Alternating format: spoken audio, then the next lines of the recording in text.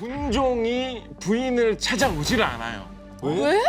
정말 말 그대로 안 예뻐서. 어리랑 반대. 네, 자기 스타일이 아닌 자기 거지. 스타일이 아닌 거지 정말. 솔직히 말해서 이제 이 여인이 못생겼다라는 기록은 솔직히 없어요. 근데 예뻤다는 기록도 없잖아요. 근데 이걸 이렇게 추측을 할 수 있어요. 이제 일단 그 두 번째 이제 그 부인을 일단 선택을 할 때 선택권은 세종이 갖고 있었어. 아버지니까, 아버지니까. 왕이니까. 그래서 이런 기록이 나와 있어요. 세종이 두 번째 우리 아들 며느리는 예쁜 애로 골라라. 그러면 안 예뻤다는 그 거네. 얼평을 간접적으로 아, 했네. 근데 옆에서 신하들이 말려요. 전하, 지금 덕이 있는 여인을 고르셔야지 어떻게 얼굴을 보고 고르십니까? 그랬더니 세종, 한글을 창조하신 세종대왕이 뭐라고 했는지 알아요? 뭐라고요? 야, 잠깐 보는데 그 여자가 덕이 있는지 없는지 네가 어떻게 아니? 빙고. 아, 그렇지. 그걸 모를 바에는 살아봐야 알지. 차라리 이쁜 애 고르자. 빙고. 이런 말 했어요. 과학적이네. 과학적이죠, 진짜. 과학적이네. 아우 합리적이다. 저도 얼마나 나쁘다고 생각하지 않아요. 아니 맞아요. 우리가 뭐 마음을 볼 수는 없잖아요, 당장. 그래서 마음이 타들어가다 보니까 결국은 선택한 게 바로 주술이었습니다. 주술. 남자의 마음을 홀리는 묘한 술법. 궁금하다. 그러니까 드러나 봅시다. 우리도 제조할 수 있는지. 여러분 이거 잘 들어보십시오. 제조하기 어렵지 않습니다. 여러분도 만들 수 있습니다. 사랑의 묘야. 사랑의 묘약 여러분도 만들 수 있어요. 조선시대 바닥에 유행했고 그래서 궁중에까지 들어와가지고 세종 임금의 며느리도 따라했던 그 사랑의 묘약 지금 공개합니다.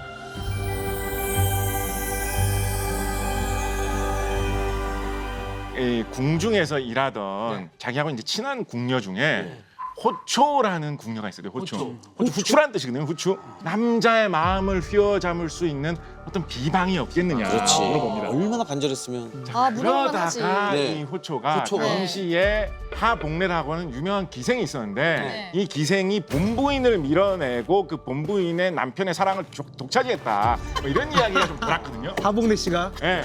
그러니까 그 하복례 같은 그런 사람이 요술법으로 성공했다더라라는 소문이 돈 거예요. 네. 그거를 이 호초가 알아가지고 알려줍니다. 아, 돈 소문을. 근데 사실 그분은 정말 기생이기도 하고 그런 외모도 사실 조금 괜찮았을 그렇지. 거고 끼가 그 기생의 그런 교태들이 있잖아요. 이렇게 남자를 좀 이렇게 홀리게 하는. 또 저거 다 그런 거 생각 안 하고 무슨 뭐 속옷을 뭐 깔고 앉아서 뭐 그러니까 이런 뭐 것만 또 다 거기 주워들고 머리카락 하나 잡아보고 네. 뭐 이런 거일 거 아니에요. 그죠? 아무튼 그래서 비법이 도대체 뭡니까? 일단 1차 비법과 2차 비법이 있습니다. 자, 1번 제조법. 특히 1차 비법이 아주 꿀 제조법이에요. 요거 현대에도 쉽게 하실 수 있습니다. 네. 자, 1차 비법이 뭐냐? 그 남자가 지금 좋아하는 네. 여자의 신발을 구해서 그 신발을 조금 잘라가지고 불에 태워서 젤을 만든 다음에 네. 그거를 술에다가 타가지고 내가 그 남자한테 주면 그 남자가 그 신발 주인 여자를 좋아하는 대신에 나를 좋아하게 된다라는 게 이제 이 주술의 이제 핵심이거든요.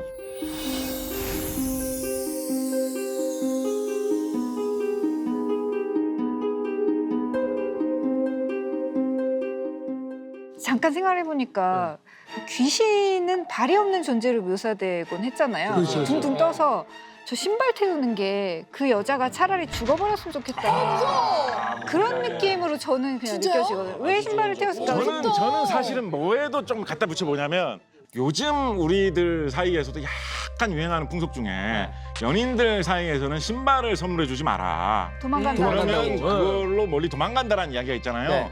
그 비슷한 어떤 이런 속설이 사실은 600년 전 1420년대 조선 그때도 비슷한 게 있었던 거 아닐까요? 원래 주술이라는 게 너무 어려우면 네. 주술사들만 할 수 있는 거예요. 그러니까 일반인도 할 수 있으려면 신발처럼 훔치기 좋은 거래. 사실은 두 번째 주술이 사실은 조금 더 음침하면서 용인에 있는 동물원이라든가 과천에 있는 동물원 같은 곳을 좀 가셔야지 좀 될 수가 있어요. 뭔데요?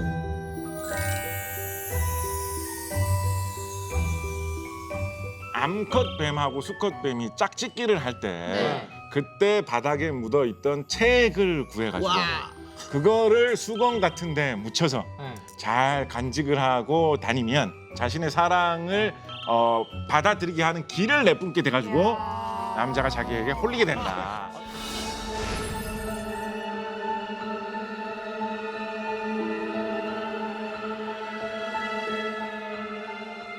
뱀을 보기도 짝짓기. 힘든데 심지어 그 뱀이 짝짓기를 하는 애들을 찾아야 되고 그걸 찾게 됩니다. 어렵다. 걔네들이 책을 거기서 그 짝짓기 할 때 책을 그걸 어떻게 주워담죠? 이게 그 교미를 할 때 정액을 구해가지고 이거를 소지를 해야 돼요, 이게요. 근데 뱀이 이런 류의 주술에 좀 자주 등장하는 편이잖아요. 동양 같은 경우에도 이제 뱀이 약간 다산의 상징이에요. 새끼를 많이 낳아가지고. 그래요? 다산의 상징인 이유가 뭐냐면 모양 때문에 그래요. 왜요? 아 길어서 손을 손 넣어. 모양이 좀 그런데. 그리고 모양 때문에 그렇죠, 남성의 옛날에는. 그 성기를 상징한다라는 얘기도 있어요, 이게요. 그리고 이 뱀이 우리나라 옛날 얘기 속에서 나오는 방법 중에 하나가 너무 누구를 사랑해서 한이 나서 상사병이 걸려서 죽은 여자가 뱀으로 변신하는 거예요. 맞아. 그래서 이걸 상사뱀 전설이라고 굉장히 많습니다. 그러니까 이 시대의 뱀은요 누군가를 사랑한다는 주술과 굉장히 관련이 깊은 그런 동물이죠. 맞아. 뱀이 좀 약간 한의 그런 게 좀. 이무기도 사실 뱀이잖아요. 그렇습니다. 문종을 사로잡는 흑주술 성공했습니까? 완전 망하죠. 이게 들어보면 진짜 애절한데요. 이거 다 실행을 해요. 네. 실행해가지고 진짜 다 제조해가지고 뭐 다 해가지고 이렇게 이제 남편이 오기만 하면 그대로 술에다. 저녁만 먹게 되면 이제 살짝 이렇게 술에 한잔 하면 되니까. 네. 그런데 그 기회가 안 생겼습니다. 그러니까 안 오니까. 그러니까 밥을 안 남편이 먹었네, 진짜 아예. 안 좋아한 거지. 그래서 두 번째 방법인 이 뱀에서 네. 얻은 그 수건 들고 다니는 방법, 요거를 하고 그건 할수 다녔는데 있잖아요. 기록에 따르면 세종 10년 겨울부터 네. 그 다음에 여름까지 거의 한 어. 반년 동안 이걸 하고 다녔다라고 하면 애절하지 않습니까? 반년 동안 그렇다고 아니 하는데 근데 결국 사랑은 내가 좋아하는 사람이랑 해야 되는 게 저는 맞는 그 것 같아. 문종의 네. 마음을 이해를 해요. 문종이 그렇게 잘생겼다고 하거든요. 아.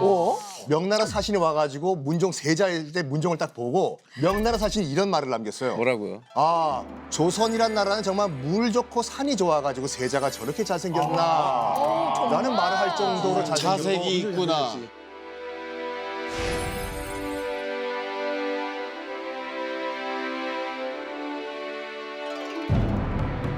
궁녀들이 이제 문종이 지나가면은 부끄러워가지고 나무 뒤에 숨었다 라는 말 할 정도로 문종이 차은우. 정말 잘생겼어요. 차은우 있고 차은우. 차오르는 느낌. 그러면 이제 이게 또 저 휘빈김 씨가 더 애가 탔었을 그래, 더 수도 탔겠다. 있겠네요. 인기가 많이 인기남이니까. 맞네. 자, 그런데 이 부인의 주술이 결국은 문제가 생기게 됩니다. 이런 주술을 사용을 한다라는 사실을 이 문종과 궁중 사람들이 이제 눈치를 채게 된 거죠. 아이고 들켰어요? 좀 어떻게 뭐 알았지? 이상한데 이렇게 알게 된 거죠. 이게 결국 다 검거되거든요. 다 이게 아니 밝혀지거든요. 이걸 했다고 검거돼 혼자 갖고 다니는 건데. 왜냐하면 조선 시대에서는 궁중에서 이런 주술을 사용하면 엄청나게 무서운 죄로 다스렸습니다. 아 진짜요? 거의 그 살인을 예비 음모한 정도. 아, 이거 중죄구나. 살인미수 정도로 생각했어요. 이거. 야 이게 가뜩이나 문종이 마음에 안 들어하는데 조선시대- 이것까지 알았어. 조선 시대는 이런 주술을 저지르면 진짜 큰 죄였습니다. 근데 조금 안타까운 거는 남을 해치거나 임금을 해치기 위한 목적의 주술이라면 엄히 다스려야 마땅하겠지만 이건 그냥 혼자 손수건 차고 있었던 거고 내가 사랑을 받기 원한다는 이 간곡하고 간절한 그러니까. 마음인데 근데 이게 진짜 서글픈 게 뭐냐면 조선 시대에 나온 책 중에 동문선이라고 해가지고 조선 시대 사람들 중에 잘 쓴 글만 모아가지고 편집해가지고 출판한 책이 있습니다. 네. 그런데 이 세자빈 쫓아내는 그 명령서가 그 동문선에 편집돼서 들어갔어요. 오. 그래서 이 세자빈은 진짜 이상한 걸로 역사에 이름이 남게 됐어요. 아이고. 더군다나 그 다른 신하들이 세종대왕한테 뭐라고 이야기를 하냐면 처벌을 이 정도로 끝난다는 거는 넘어갈 수 없다라고 해가지고 어떻게 하는지 아십니까? 그 사실을 세자빈에게 알려줬던 호초를 처형하라고 해요. 왜요? 그게 무슨 말이야? 예. 그래서 기록이 마지막 한 줄로 무심하게 남아있는 기록이 뭔지 아십니까? 뭐요? 임금이 그 말을 따랐다. 이렇게 그냥 끝납니다.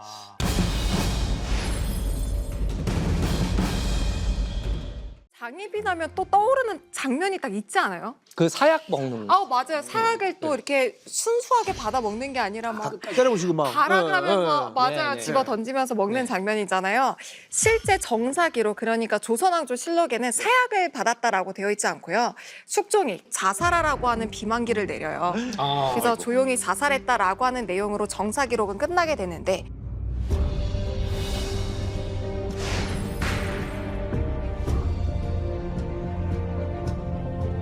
장희빈이 자기가 제일 사랑했던 남자에 의해서 죽임을 당하게 된다는 말이에요. 그렇죠. 그 죽임을 당하게 됐던 이유가 첫 번째 설록하에 있습니다.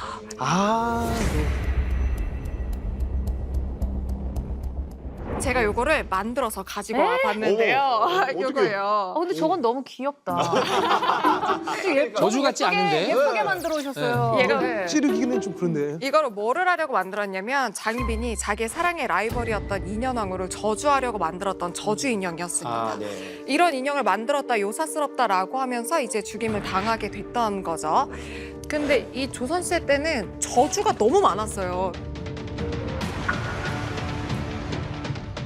벌레끼리 서로 막 싸우다가 마지막에 한 놈이 살아남으면 얘를 짓이겨서 음식에다가 타서 먹이는 방식이고요. 이렇게 상대방을 상징하는 인형을 만들어서 네, 눈 찌르고 찌르고 심장 찌르고 하는 이런 동종주술의 방법이 있었습니다. 아. 김혜수 씨가 장희빈 역할을 하셨을 때 인현왕후를 저주하는 그 장면을 정말 실감나게 연기를 하셨거든요. 영상을 한번 같이 보실까요? 아, 네, 좀.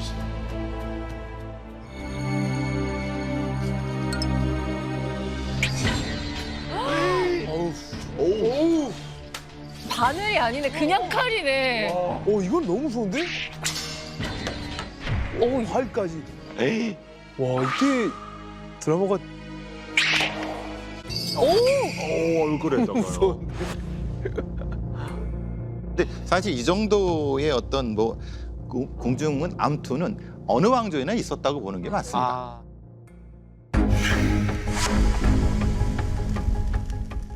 효종 때 창덕궁과 창경궁을 수리할 목적으로 이제 궁궐 곳곳에 네. 파봤는데 그게 실전에 나온 거죠.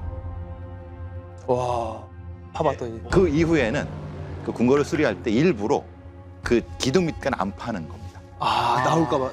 나올까봐. 이게 나오면 알고 문제가 있었던 생기니까. 거죠. 말하자면은 굳이 노출시킬 이유가 없었던 거죠. 그리고 또 가끔은 이간질 하려고 저 사람 명의란다. 저 사람이 한 것처럼 몰래 묻기도 하고. 네. 막 그러잖아요. 오히려. 네. 왜 그렇게 세게까지 했죠, 장희빈? 사실 할 수 있는 게 그거밖에 없는 것 같아요. 그러니까 너무 내 사랑을 뺏겨서 괴로운 마음인데 할 수 있는 건 저주밖에 없는 거죠. 아, 그러니까 드라마상에서 배운 역사로는 정말 질투에 눈이 멀어서 저렇게까지 행동을 했다. 뭐 이렇게. 예. 그렇게들 많이 알고 네, 계시지만 그렇게 그렇죠. 단지 질투 때문이면 우리 설록에서 다루지 않았을 겁니다. 예, 그 많은 이야기들이 있습니다. 자, 오늘 조선 왕실 스캔들의 주인공 장희빈과 인현왕후. 과연 이 두 사람은 정치적 라이벌인가 사랑의 라이벌인가? 일개 궁녀 출신에서 무려 조선 왕조 역사상 최초로 왕비의 자리까지 올라가게 됩니다. 근데 얘가 핵심인데 어떻게 왕비의 자리까지 올라간 유일한 인물인가? 어떤 공이 있었을까? 맞춰보시겠어요?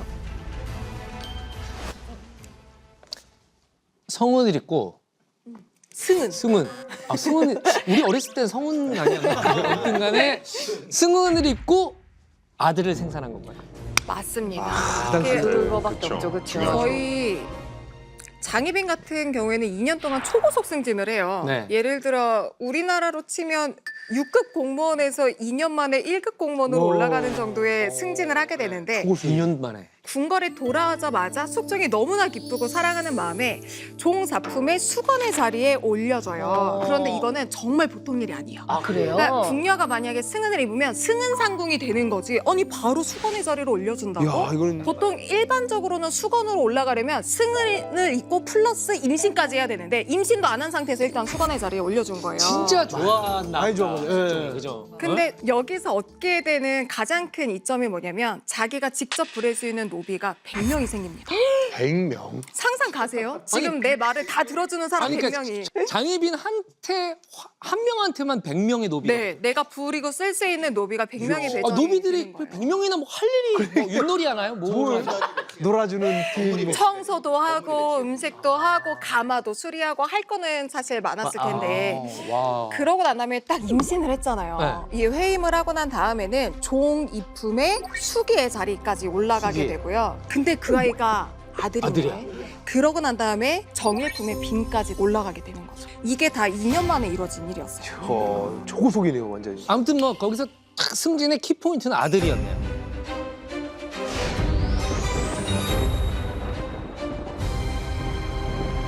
근데 이제 다시 그 저희가 장희빈 얘기만 했는데 이제 다시 인현왕후의 인현왕후의 입장을 좀 돌이켜 보자면은 그 전까지는 그래 너가 나보다 신분도 낮고 너가 나보다 미천하고 네가 아무리 해봤자 너는 중전이고 너는 빈이야라고 했다면 아들 낳고 나서부터는 이건 완전히 다르죠. 이게 절대 쿨하지 못했을 것 같은데요.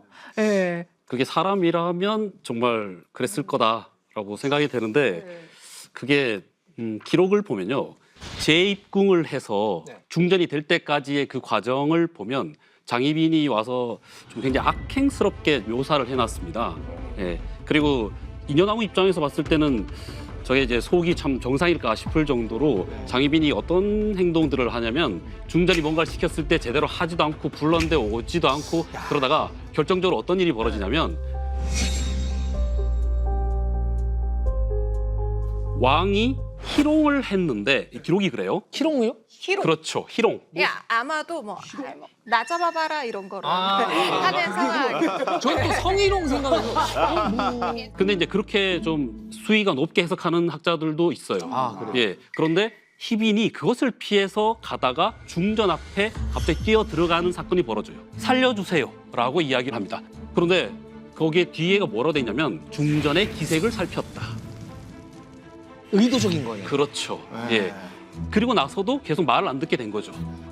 인현왕후 입장에서는 너무 꼴보기 싫을 것 같아요. 오 진짜 아나무인으로 나오니까. 예, 그래서 폭발을 하게 되는데 장희빈을 불러서 물론 이때는 희빈은 아니었습니다만 불러서 회초리를 칩니다. 회초리. 야. 보통 이게 회초리는 부모가 자식한테 옛날에 그렇죠, 보면 그렇죠. 그런 건데 장희빈 잠깐만.